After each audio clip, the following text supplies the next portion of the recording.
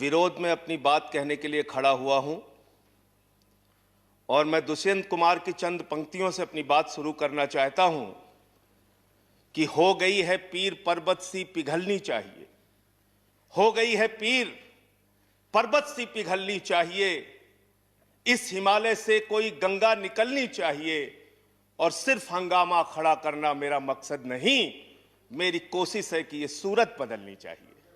आज मुल्क में जो हालात है किसान के मान्यवर, आज क्या हालत कर दी गई है इस देश में। पिछले 76 दिनों से किसान आंदोलन पर है, उनके ऊपर लाठियां चलाई गई, आंसू गैस के गोले छोड़े गए, बूढ़े किसानों की आंखें फोड़ दी गई, कड़कती ठंड में पानी की बौछारें की गई, उनको आतंकवादी कहा गया, उनको गद्दार कहा गया, उनको खालिस्तानी कहा गया मान्यवर, उनको अपमानित किया गया। यहां तक कि भारतीय जनता पार्टी के एक विधायक ने कहा ये किसान नहीं आतंकवादी हैं, इनको शूट कर देना चाहिए और अगर दिल्ली पुलिस नहीं कर पाती तो मैं इनको जूतों से मारूंगा, जूतों से मारूंगा। ये भाजपा के लोग कह रहे हैं मान्यवर।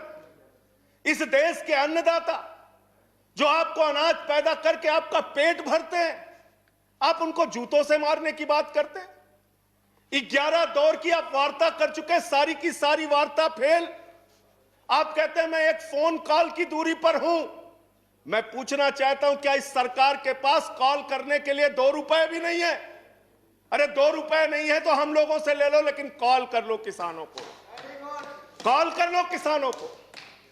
उनकी पीड़ा चरम पर पहुंच चुकी है मान्यवर। 165 किसानों ने अब तक अपनी शहादत दी है। आप जाइए गाजीपुर बॉर्डर पे, वहां पे 97 साल के इलम सिंह आपको मिलेंगे। उनके 2 बेटे फौज में हैं, रो रो के कहते हैं मुझे इस उम्र में ऊपर उग्रवादी कहा जा रहा है, नक्सलवादी कहा जा रहा है। उनकी पीड़ा है मान्यवर। आप जाइए टीकरी बॉर्डर पे, आप जाइए सिंगू बॉर्डर पे, पीड़ा के साथ वो लोग कहते हैं शहीद आजम भगत सिंह के वंशजों को, शहीद लाला लाजपत राय के वंशजों को, जलियांवाला बाग कांड में शहादत देने वालों के वंशजों को आप खालिस्तानी कह रहे हैं, आतंकवादी कह रहे हैं, उनको अपमानित करने का काम कर रहे हैं। मैं आपसे पूछना चाहता हूं क्या दुश्मनी है आपकी इन अन्नदाताओं से? चलिए सब कुछ कर लिया आपने, अब तो कम से कम उनके ऊपर दया कीजिए और ये तीनों काला कानून वापस लेना ही पड़ेगा, आपको लेना चाहिए। अब आपने जुल्म की इंतहा कर दी है। आप चले जाइए गाजीपुर बॉर्डर पे मान्यवर, कटीले तार, बड़े बड़े कीले गाड़ दी गई हैं, 12-12 इंच की कीले सड़कों पे गाड़ दी गई हैं। देखकर ऐसा लगता है कि दुश्मन देश की सेना आने वाली है। ऐसी स्थितियां दो परिस्थितियों में जन्म लेती हैं मान्यवर। जब देश का शासक अपनी जनता से डरने लगता है तो ऐसी सीमाएं बेड़ियां बनवाता है, या देश की जनता को शत्रु समझने लगता है तब ऐसी बेड़ियां लगवाता है। यह हो रहा है मान्यवर। आज इनके जुर्म के कारण हिंदुस्तान के महान किसान नेता बाबा महेंद्र सिंह टिकैत के बेटे राकेश टिकैत को रोना पड़ा और यह कहना पड़ा कि भाजपा के लोग घेर कर हमें लाठियों से पीटना चाहते हैं। यह आप करा रहे हैं, यह आप करा रहे हैं। आप डेमोक्रेसी की बात यहां पर करते हैं, आप आजादी की बात यहां पर करते हैं। आपने इस देश की हालत यह बना रखी है कि राजदीप सरदेसाई जैसे वरिष्ठ पत्रकार के ऊपर आपने मुकदमे दर्ज करके पत्रकारिता को भी दबाने और उसको कुचलने का काम किया। हर तरफ जुल्म, हर तरफ एफआईआर, हर तरफ मुकदमे। जो पानी पहुंचा रहा है उस पर मुकदमा, जो डीजल दे रहा है उस पर मुकदमा, जो खाने का इंतजाम कर रहा है उस पर मुकदमा। एनआईए लगा दो, सीबीआई लगा दो, पुलिस लगा दो, जांच लगा दो। अरे वो आपके देश के नागरिक हैं। आप कहते हैं किसानों को यह बिल समझ में नहीं आया, हम बड़े समझदार हैं, आइए हम आपको किसानी बिल समझाएंगे। मान्यवर, इनकी समस्या यह नहीं कि किसानों को यह बिल समझ में नहीं आया, इनकी समस्या ये है कि किसानों को ये बिल समझ में आ गया है और अब ये तीनों काला कानून वापस चाहते हैं किसान। आप बड़े अक्लमंद समझते हैं अपने आप को। अरे किसान को इतना मूर्ख मत समझिए भाजपा के लोगों। वो बिगड़ैल बहल की नाक में नकेल डालते हैं, आपकी सरकार के नाक में भी नकेल डाल देंगे, चिंता मत कीजिए। मैं यहां सुन रहा था मान्यवर, मुझे बड़ा आश्चर्य हुआ। सारी की सारी भारतीय जनता पार्टी की सांसद जितने भी नेता बोल रहे थे, कह रहे हैं कांग्रेस पार्टी ने 2019 के घोषणा पत्र में इसको लिखा था। यह बिल तो कांग्रेस पास करना चाहती थी। जीएसटी की बात करो, यह बिल तो कांग्रेस करना चाहती थी, हम इसलिए इसको कर रहे हैं।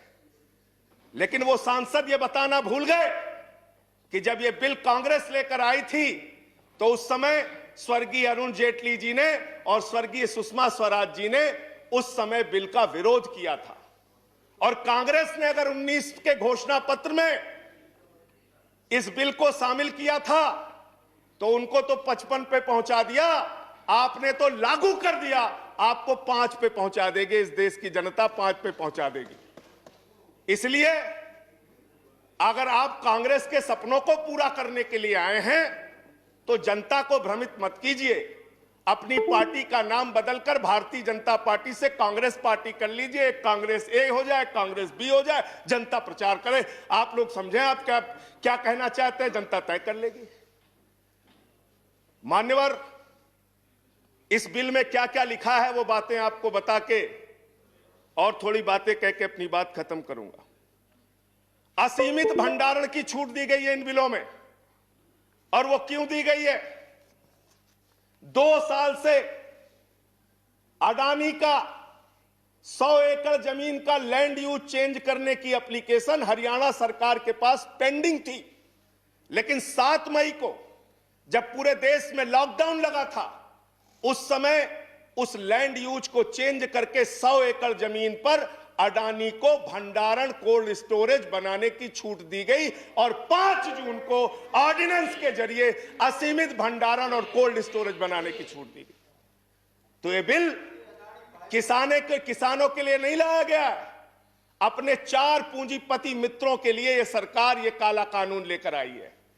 उन्हीं को फायदा पहुंचाने के लिए काला कानून लेकर आया गया है, उन्हीं के लाभ पहुंचाने के लिए काला कानून। ये सरकार 130 करोड़ हिंदुस्तानियों की सरकार नहीं है मान्यवर, यह सरकार उन 4 पूंजीपति लोगों की सरकार है जिनके लिए कानून बनाते हैं और जिनसे चंदा लेकर ये लोग चुनाव लड़ने का काम करते हैं। यह उनके लिए बनाई गई है मान्यवर। इस सरकार में कहा गया दिल्ली के मुख्यमंत्री के बारे में कि किसानों का साथ दे रहे हैं, किसानों का साथ दे रहे हैं। मैं पूरी जिम्मेदारी के साथ कहना चाहता हूं सदन के अंदर, दिल्ली के मुख्यमंत्री अरविंद केजरीवाल, आम आदमी पार्टी किसानों का साथ दे रही थी, देती रहेगी। और आपने हमसे 9 स्टेडियम मांगा जेल बनाने के लिए, केजरीवाल जी ने इनकार किया। हम वहां पानी का इंतजाम कर रहे हैं, आप पानी का इंतजाम रोक रहे हैं। हम वहां शौचालय का इंतजाम कर रहे हैं, आप वहां शौचालय का इंतजाम रोक रहे हैं। आप वहां पर लोगों को पानी, खाना, शौचालय इस तक पर प्रतिबंध लगाना चाहते हैं। इंटरनेट, वो दुश्मन देश के नागरिक है क्या? उनके साथ इस तरह का व्यवहार आप कर रहे हैं। एक माहौल बनाया गया 26 जनवरी को, लाल किले पे हमला, लाल किले पे हमला। 7 रूट पे किसान ट्रैक्टर रैली लेके निकला मान्यवर, तिरंगा रैली लेके निकला, और 7 रूट पर कहीं किसान ने कोई उपद्रव नहीं किया, कोई हिंसा नहीं की। जो लाल किले पे लोग आए थे वो भारतीय जनता पार्टी के लोग थे जिन्होंने लाल किले पे हमला किया, जिन्होंने लाल किले पर तिरंगे का अपमान किया। और वो दीप सिद्धू जो भाजपा का नेता है, उसकी फोटो प्रधानमंत्री के साथ है, देश के गृह मंत्री के साथ है। भारतीय जनता पार्टी को इसका जवाब देना चाहिए कि भाजपा के नेताओं ने लाल किले का अपमान क्यों किया, तिरंगे का अपमान क्यों किया। मैं ये कहना चाहता हूं मान्यवर, आज वो दीप सिद्धू संजय जी कंक्लूड कीजिए। सर सबको समय मिला, मुझे भी थोड़ा समय दीजिए। I have given sufficient time. सबको समय दिया, मुझे भी समय नो नो दीजिए। नो 10 मिनट देंगे, सर 10 मिनट दिया मैं। मान्यवर दीप सिद्धू भाजपा का नेता वो फरार है जिसने लाल किले पे हमला किया, जिसने तिरंगे का अपमान किया। अपनी घिनौनी राजनीति के चक्कर में ये लोग कहां तक जा सकते हैं, इसका सच है ये जो सामने आया है। आप एमएसपी देने की बात कहते हैं, आप कहते हैं हम इस देश के किसान को एमएसपी देंगे। बड़ी अजीब बात है मान्यवर, इस देश के किसान को एमएसपी देने के नाम पर क्या कर रहे हैं ये? मैं उत्तर प्रदेश की खबर बता रहा हूं। 10 धान के क्रय केंद्रों पर 10 अधिकारियों के खिलाफ एफआईआर हुई क्योंकि क्रय केंद्र में खरीद में एमएसपी में गड़बड़ी की गई। इसी तरीके से 1 रुपए किलो गोभी बिक रही थी तो किसान ने अपनी गोभी पे ट्रैक्टर चला दिया। उत्तर प्रदेश की खबर। बरेली के अंदर उत्तर प्रदेश में 3 करोड़ की धान खरीद हो गई कागजों पे, किसान का पता तक नहीं है। तो डेरेक ओब्रायन साहब, जो यूपी में खरीद हुई है वो भूतों की खरीद हुई है, किसान का पता नहीं, नाम दर्ज करके खरीद हो गई। 4 साल में गन्ना किसानों पे मात्र 10 रुपए इन्होंने बढ़ाया है उत्तर प्रदेश के अंदर, मात्र 10 रुपए मान्यवर। तो इसलिए ना आप एमएसपी देना चाहते हो, ना किसान को उसके फसल का दाम देना चाहते हो। असीमित भंडारण की छूट देकर आपने पूंजीपति मित्रों को यह सुविधा दे दी कि सस्ते में किसान से अनाज खरीदेंगे, सस्ते में किसान से फल खरीदेंगे, सस्ते में किसान से सब्जियां खरीदेंगे, उसका बड़े बड़े स्टोरेज में भंडारण करेंगे, जमाखोरी करेंगे, और जब बाजार में फल सब्जियों की कमी हो जाएगी, अनाज की कमी हो जाएगी, तो महंगे दामों में जनता को बेचेंगे। यानी आपने महंगाई को, जमाखोरी को, कालाबाजारी को इस बिल के माध्यम से लीगलाइज करने का, वैधता प्रदान करने का काम किया है। इस देश में महंगाई बढ़ाने का काम किया है, उसका रास्ता आपने खोला है। इसलिए भी ये बिल, तीनों का तीनों काला बिल वापस लिया जाना चाहिए। Thank you.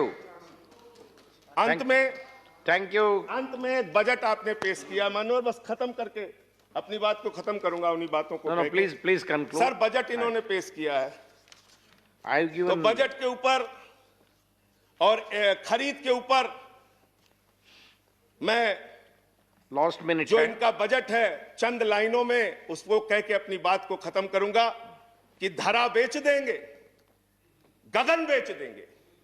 धरा बेच देंगे, गगन बेच देंगे, कली बेच देंगे, चमन बेच देंगे। अगर तुम ही यूं ही सोते रहे तो ये फर्जी राष्ट्रवादी वतन बेच देंगे, वतन बेच देंगे, वतन बेच देंगे। धन्यवाद।